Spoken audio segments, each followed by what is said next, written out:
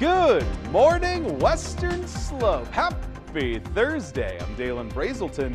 Let's talk about your weather. Folks, it's going to be an interesting one today as we're expecting some storms to push through over the next several days, and it all starts tonight. But in the meantime, on America's Mattress Live Tower Cam, we're seeing a little bit of cloud coverage, and that's going to increase throughout the day here, and then eventually seeing some of those storms take hold in the evening time. We do have some windy conditions as well, of course, associated with that storm. That's going to be the main thing that we see during the daytime, and some flood watches have already preemptively been put into effect. But as of right now, we're waking up to 63 degrees in Grand Junction, low 60s as well for Paonia, with Delta seeing about 10 degrees cooler than that in the low 50s. Montrose, Nucla, and Glade Park all seeing upper 50s to kick off the day. It's a little bit warmer than we've been seeing, and that's reflected with that classroom forecast as well. First bell's ringing at 55 degrees and a little bit of cloud coverage throughout the day. Like we mentioned, though, that afternoon is really going to start being inundated with that cloud coverage, but it is stopping us from officially seeing 80 degrees for the second day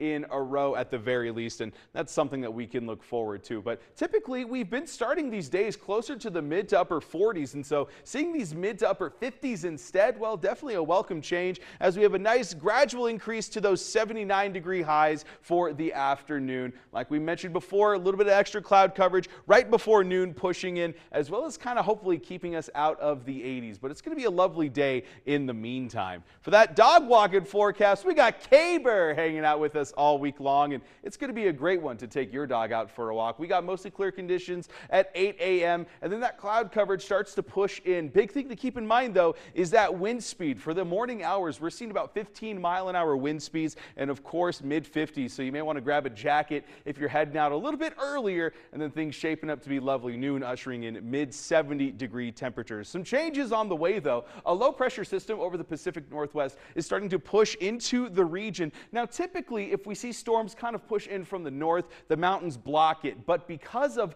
being aided by what is now Tropical Storm Priscilla, we're seeing this also push in from the southwest near the Four Corners region, and that's usually more indicative of some storm potential. And that's what we're seeing right now. So because of this, flood watches have been put into effect, set to expire Saturday evening. So it's going to be an interesting one here. A lot of western Colorado seeing these watches in effect. I want to talk to you about the difference between a flood watch and a flood warning, because when we're issuing a flood watch, that just means that these conditions are favorable to be seeing some flash floods. And if you do see us issue a flash flood warning, well, that's maybe a little bit more serious. That flash flooding could occur in your area, so just make sure you've got the KREX app downloaded, or you're visiting westernslopenow.com for more information on that. Wind gusts are going to be the main story for the morning hours at the very least, decreasing a little bit for the afternoon, but going to be picking up as well for the overnight hours as we're kind of seeing that storm build up and then really take off for Friday and Saturday. 90% chance of showers for Saturday, and then that starts to really decrease as we get through the weekend, though we won't completely rule out those chances for the rest of the week here. We're really starting to see that down south near the San Juans, a lot of rain potential kind of occurring in that area.